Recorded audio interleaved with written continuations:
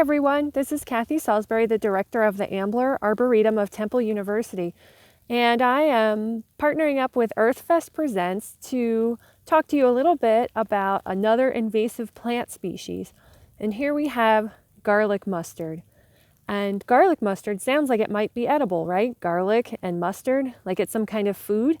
And in fact, this plant was likely brought here by the colonists as food and medicine, like so many of our weeds, that the plants that we consider weeds are.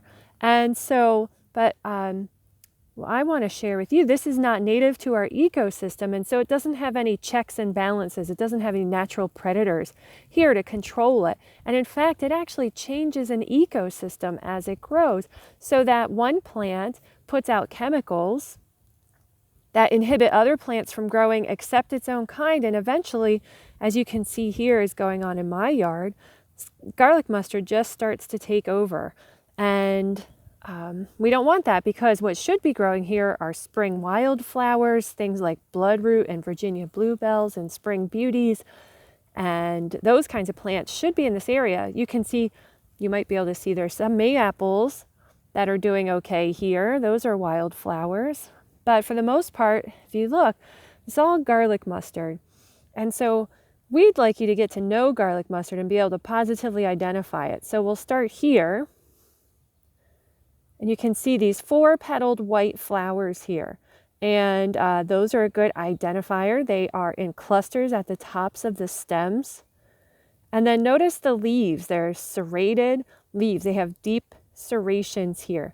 They're what we call alternate, which means that there's a leaf. There's not a leaf on the other side of a leaf. There's a leaf on one side and then a leaf on another side as you go down the stem. So that's alternate. And if you were to pick one of these leaves and smell it, it kind of has a garlicky scent to it. And that's a good key that it is garlic mustard also. It kind of also, if you take a look, has these purplish stems to it. And can see here kind of darkish purple towards the base, and notice how the leaves are all along the stem, those deep dark green serrated leaves, the white flowers at the top, and you can see how they just sort of seed in. And so what we'd like you to do is, if you positively identify this and you see it around, we'd like you to pull them up. If you have permission of the property owner, or if they're in your own yard, we would like you to get them out of here. We don't want them growing in here. And so what we'd like you to do is, when you pull them up, here's the important part. You want to make sure that you get the ones that are flowering. So now is a good time of the year to look for them, because they're flowering right now. And that's because if you find ones that aren't flowering yet, sometimes you'll see little ones that aren't flowering yet. They don't have any buds on them, and they won't flower this year. These are what are called biennials. And biennials mean that the first year, these just overwinter and live through the first year as a basal rosette of leaves, which just means that there's a clump of leaves down at the base towards the ground, and they just sort of sit there throughout the year, photosynthesizing, making energy. And then the second year, they send up these flower shoots, and that is when they set their seeds and make more plants. And that's really what we want to stop them from doing. So if you don't see them with flower buds on them, then maybe you don't need to worry about those as much this year, but those will be the ones blooming next year. So you want to make sure you pull them out. So when you do pull them out, you want to make sure that you go down to the base and you just sort of pull. They're pretty easy to pull out. You can shake the soil off. Make sure you get all the roots. Here you see the roots there. So you want to get all of those. And then where you've disturbed the soil, right now, that's a great place for new invasive plants or weed seeds to settle in. So what you want to do is kind of cover that soil back up. You don't want it to feel disturbed or look disturbed. So you want to cover that back up with leaves or whatever you have around, or plant another plant in its place. And then you can compost your weed that you've pulled up, all of your garlic mustard. You can compost them if you like.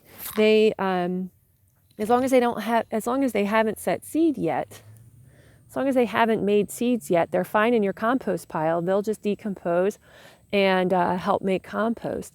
If they have gone to seed, then you want to figure out a different way to get rid of them. And in fact, it's almost too late at that point. If they've set seed, these plants are just going to die after they set seed anyway, so it's not really worth it to pull them out even.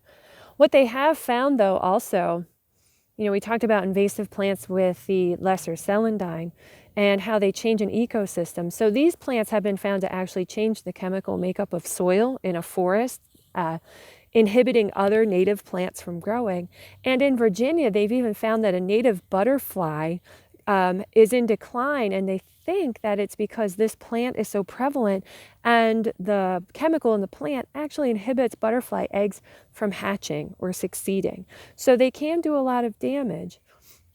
Personally, I pull these up and I feed them to my chickens. They really like them. And if they're in that first year stage as that basil rosette before they start to flower, I pull them up and I use them in frittatas and I make pesto out of the leaves, and it's actually pretty delicious.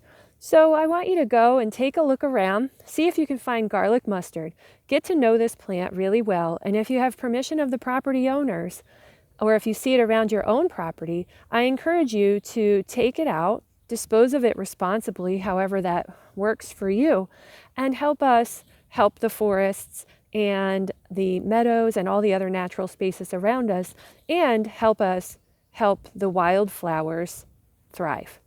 Thank you so much for visiting with us today.